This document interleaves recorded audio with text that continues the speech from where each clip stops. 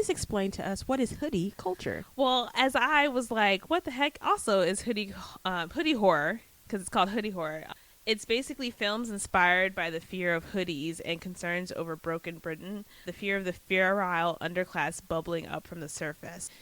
I did more deep diving last night, and it's a lot more specific to kids, like youth, who like wear hoodies and tracksuits and things like that, but are also raised in inner city. They either come from very poor neighborhoods, and they get a lot of times, because they grow up and this is what they know and this is what the only access they have, they end up turning to certain like petty crimes or full-on crime as they get older.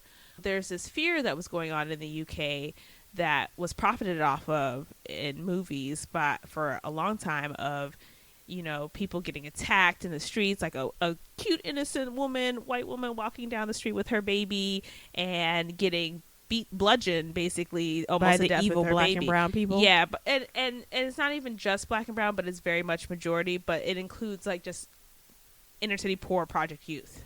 And so what Joel Cornish did was also, or sorry, before I get distracted, so with hoodie horror, the upper class fear of like going into the wrong neighborhood or having to walk through this or seeing that kid wearing a hood.